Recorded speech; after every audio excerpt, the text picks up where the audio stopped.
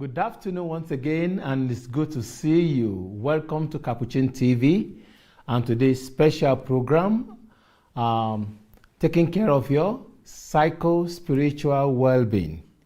For about 2 weeks now, we've been talking about the special topic on the topic of addiction, and here we are again to continue with this discussion.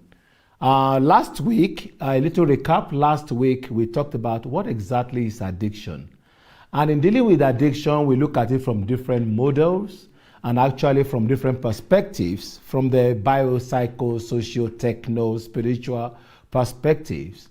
And we also talked about the different type of addictions there are.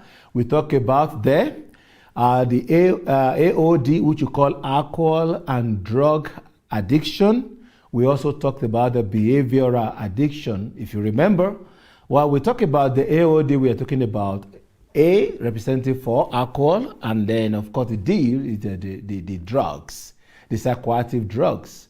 So in the alcohol, we talked about, types, which are beer, we talked about the wine, and we talked about the liquor, or what we call the spirit.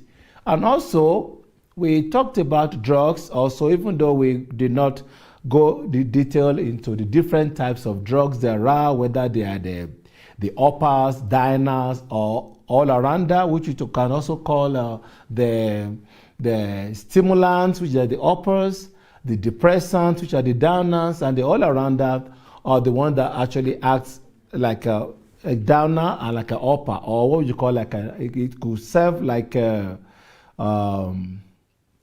stimulant, and at the same time could be a depressant for some people. And of course, we have other drugs we call psychedelics.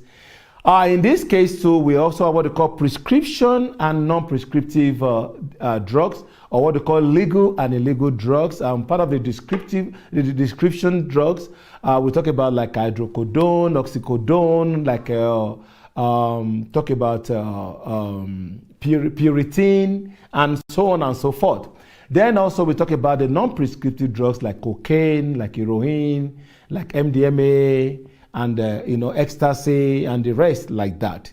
Of course, when you look at them in terms of legal or illegal, we have some drugs that are legal, like nicotine. When I'm talking about nicotine, I'm talking about cigarette, or when you talk about the alcohol, of course it is legal. If you drink it, it's not a crime. It is when you get drunk and you are driving or get engaged in another behavior that becomes a problem.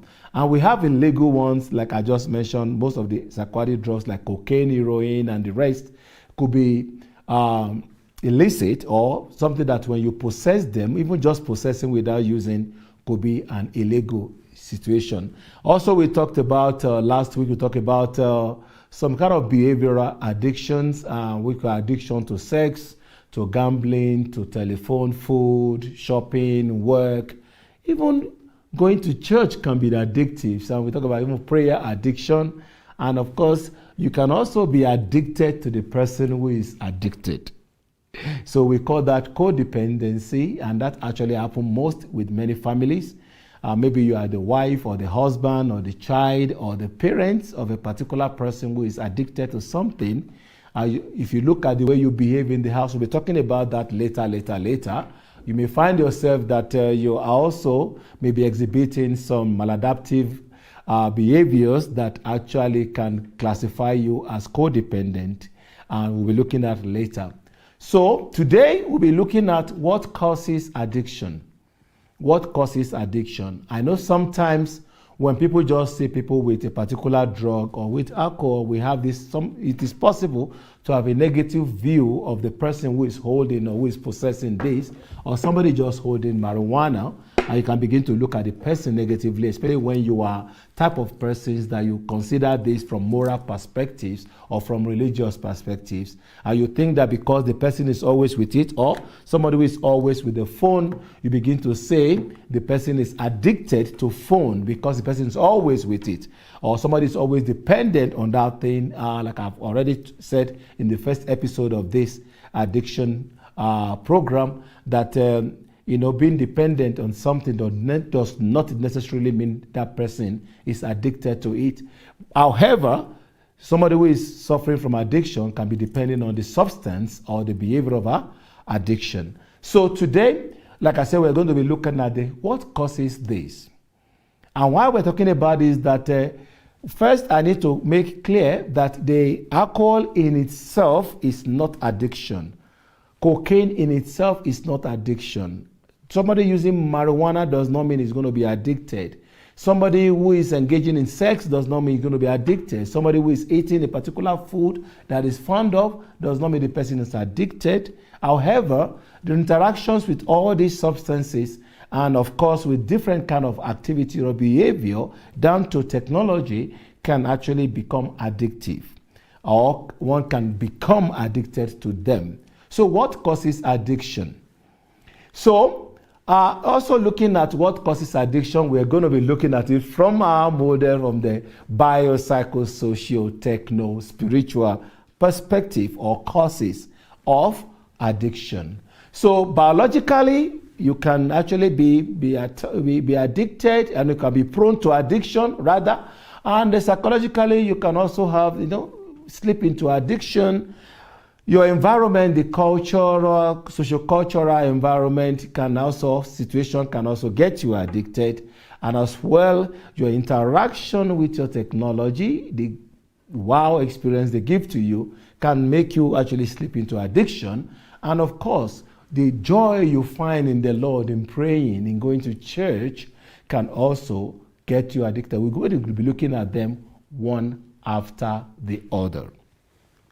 So, when we look at all these things that I just talked about in terms of the biopsychosocial-techno-spiritual aspects of the causes of addiction, you can actually group them into two basic concepts, which we call the nature and the nurture.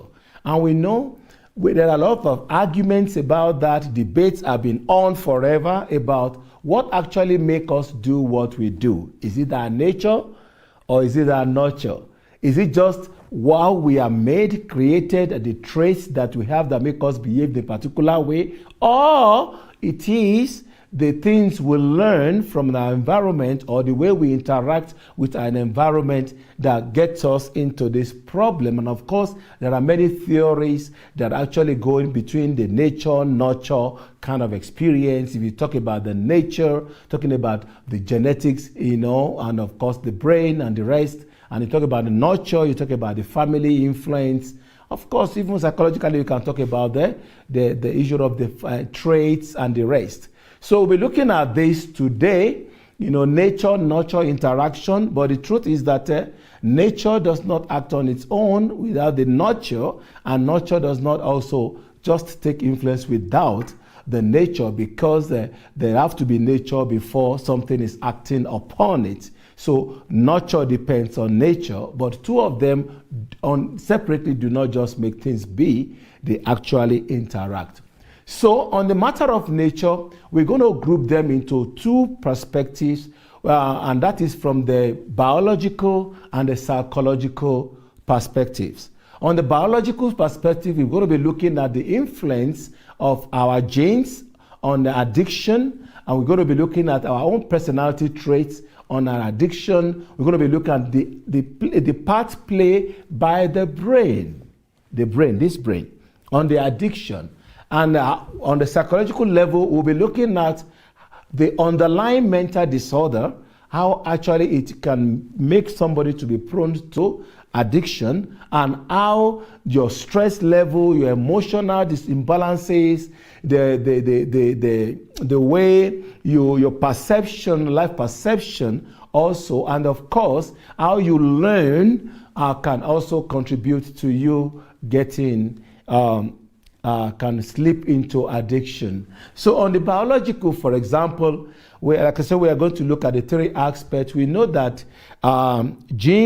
there's addiction can run in a particular family, and you can tell.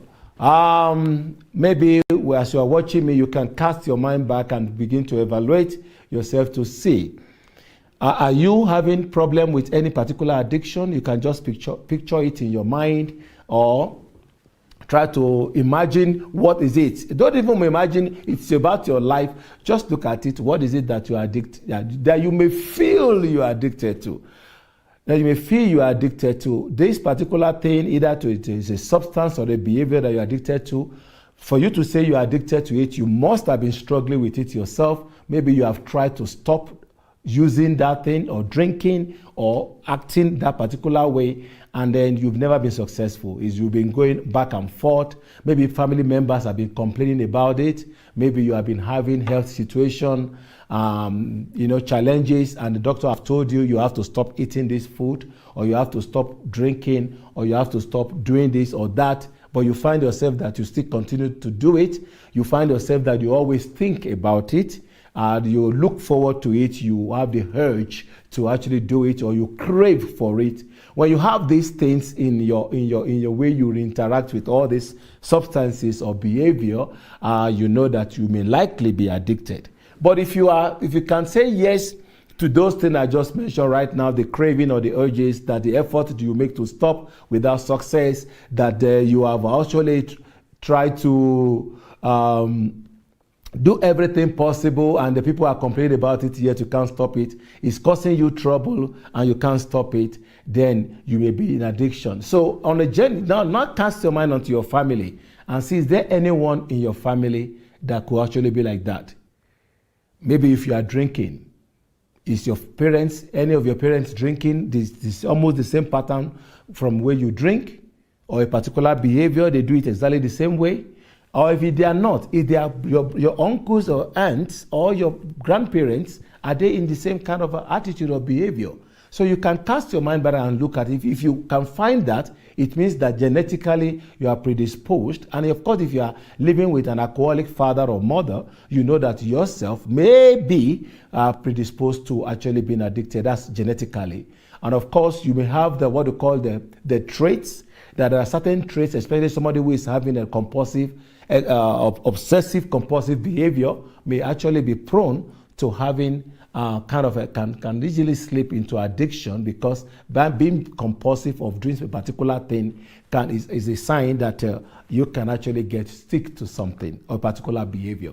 And of course, there are a lot of chemicals in our brains that actually make us do a lot of things that we do, make us feel the way we feel, because sometimes influence our thoughts and the way our body reacts to things.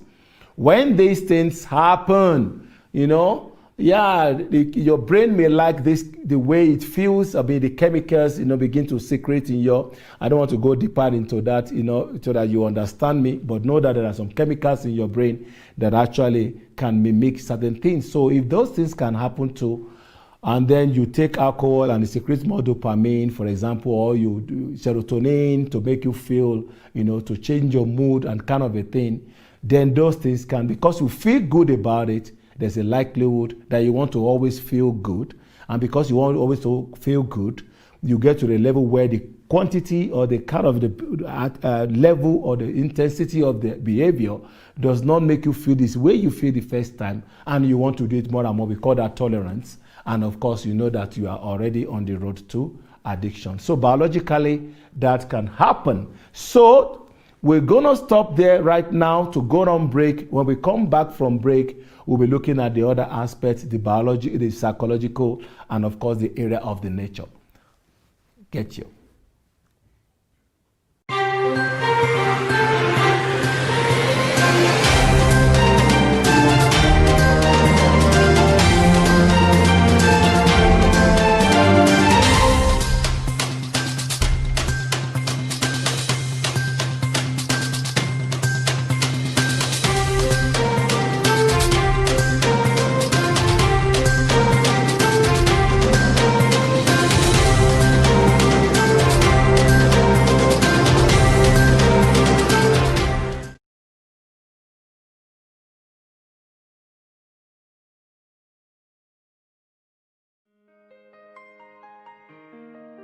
The Psychospiritual Therapy Institute, which we of the Luke Stera Leadership Foundation, in collaboration with Miss Joaquin, have set up, is a project that I am very excited about, and I am very happy that I am part of the birthing of this project.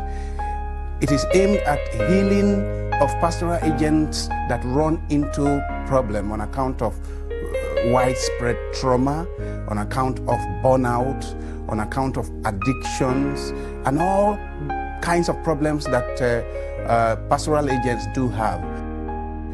But with this project of the Psycho-Spiritual Institute, we shall now be training experts in psycho-spiritual therapy who will be available in various countries, various dioceses and congregations to help their colleagues who are in difficult life situations of an emotional and psychological nature.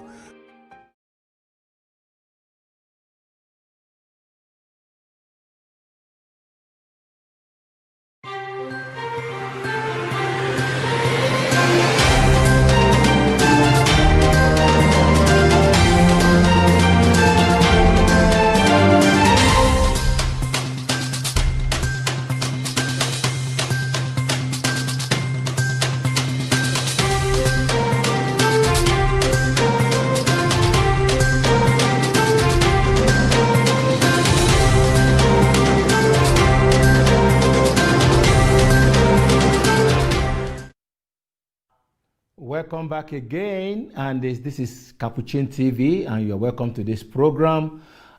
Taking care of your psycho-spiritual well-being is a program we run every Thursday at 2:30, and my name is Joyce Pius Egujobi, Reverend Father, and we have been talking about the causes of addiction, and we are looking at it from the bio-psycho-socio-techno-spiritual perspectives.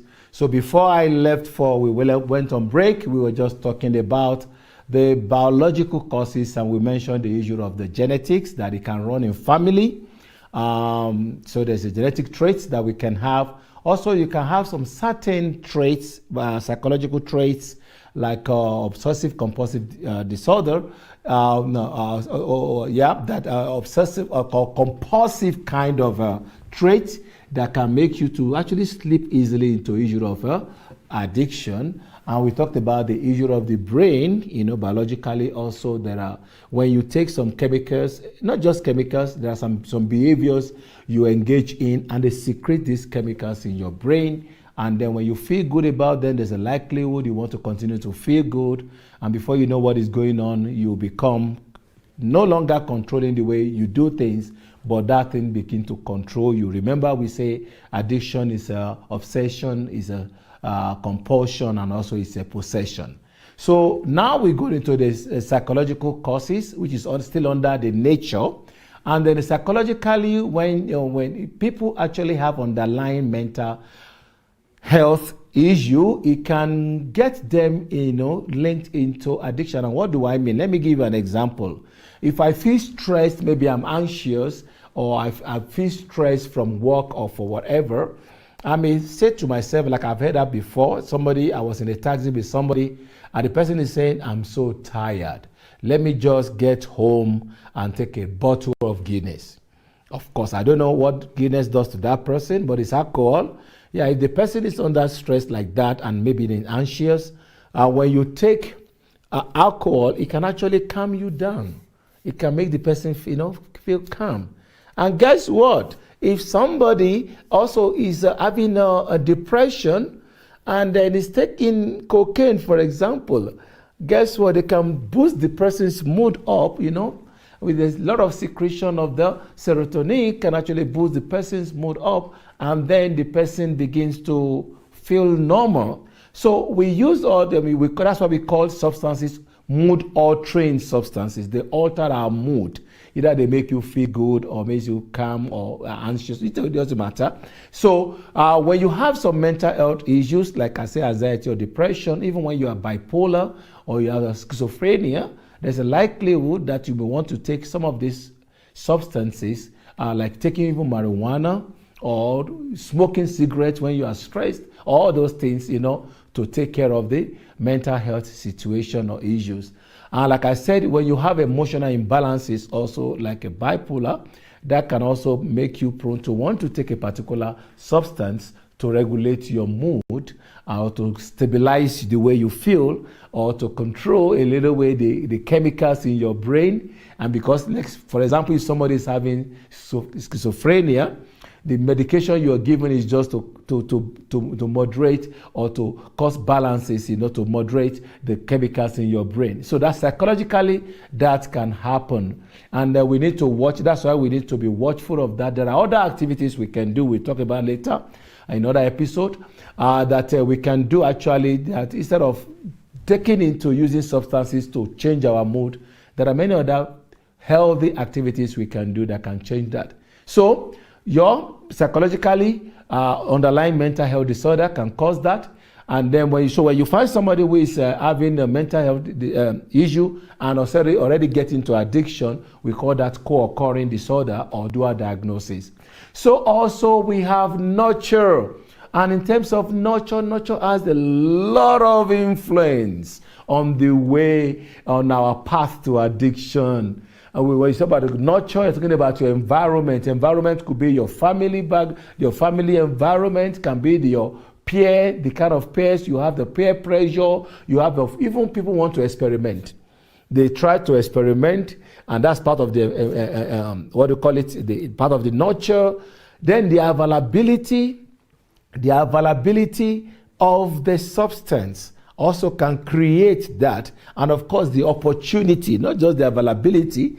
It may be available and you don't have the opportunity, but when you have the opportunity, and that's why you see many people who get drunk easily, they just go to a bar where people are going to be buying them, the drinks, and then on they get into that. Then social acceptability is also there.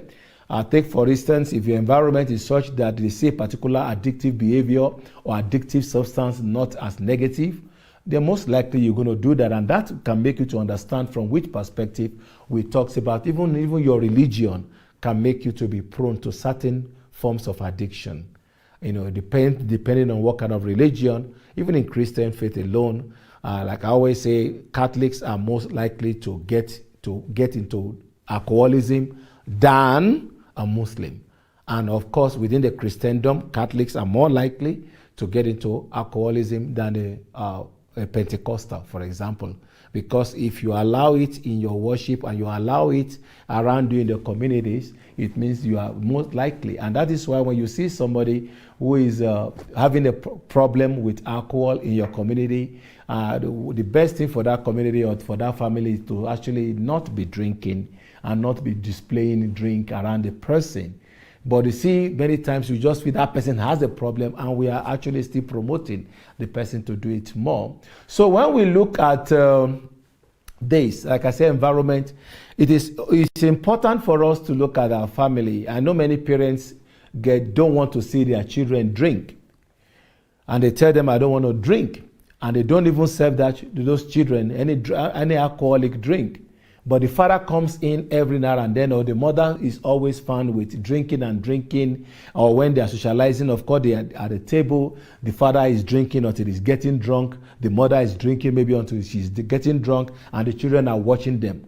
Even though when the children are not at that moment drinking, because they know they don't have to drink, but they also have at the back of their mind that when I grow up, I will also drink like my parents. You see, so the environment is already giving them a kind of a situation where they are longing. They can't wait till when they get to that stage when they begin to drink. Sometimes in the family too, because it is available in families, you see children already trying to trying to taste it, and then they do a lot of things with the alcohol or what, even cigarettes or all these substances that are actually readily available in the family because it is legal. So we think we can just do them, but we don't know the impact it's having on our children and on our environment. So family can be a contributor. This is not genetics now. This is just learning process. When we talk about your child is watching you and wants to be like you. Also, peer pressure is another thing that gets people to addiction. Of course, you go with your friends. They are smoking or they are drinking, and then there are two ways to that. One way is that you want to experiment. You want to know how it feels like.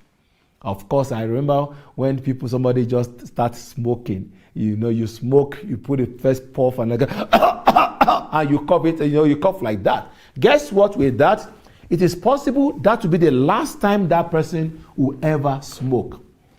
And at the same time, it could be just the beginning of another life that the person now wants to experience whatever he feels at that time. Because remember, these drugs or these psychoactive ingredients in the different things we take act differently for different people. So by the time that person begins to do that, little by little, the person is getting into the issue of the substance. And another side of looking at that, apart from experimentation with peer pressure, is that you want to be validated. You want to be like your friends. Your friends are drinking, you are not drinking. You feel like odd out. I felt like that many times. When you are with your friend, I said, "Come on, you are missing. You don't know what you are missing, or you don't want to join us." So because you don't want to be left out, you get into the same behavior. And again, it is not really this behavior that actually is the problem. It's just that you have underlying factors that may be influencing you to even do more, where others are not even drunk or they are not getting addicted to the issue. You are finding yourself having a problem with the substance. Of course, like I've just talked about, whether it's available also is a factor. Whether you have the opportunity to actually get it is also a factor. And then the acceptability, I've talked about that briefly the other time, and which is very, very, very big factor in addiction. When the society allows it, it comes. When you discourage it, most likely many people will not get into it. Of course, they can still do it, but you not be. But when you say it's okay, and that's the language of today's world, I don't want to be the judge, it's okay, and you are allowing people to actually get more and more into these behaviors. And like I said, prayers. How can prayer become a problem? Is that you begin to have the same kind of nice feeling you have, where as if you are taking drugs, you enjoy being with the Lord. That can make you to close every other channel to your family, your children, your husband, your wife, whatever, because you are enjoying the Lord. And that could be also a problem. And like I said, in terms of religions too, where you serve alcohol in a religious group, you know that there's more likelihood that people get addicted. So there's the nature-nurture interaction that we are talking about, because in the success, in one of my poems, I wrote that in the success of nature, you are nurtured. And the success of nurture, you are you. So nurture has a lot. Even though the nature is there, the alcohol will not tell you, drink me. Cigarette will not tell you, smoke me. You have the choice. You make the choice, because nature does not make one to drink. And then nurture does not force one to drink. Nature does not make you to use the substance, and nurture will not make you to do that. What makes you to do that is the choice.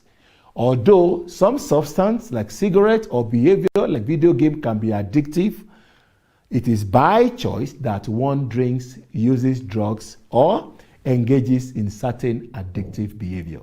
My name once again is Jose Pius Egwejobi, our Reverend Father, and in this program, taking care of your psycho-spiritual well-being, and then we are still treating addiction. By next week, we'll be dealing with it more deeply. And next week, most likely, if you have the time to ask questions, we shall give you the opportunity to ask questions in this program.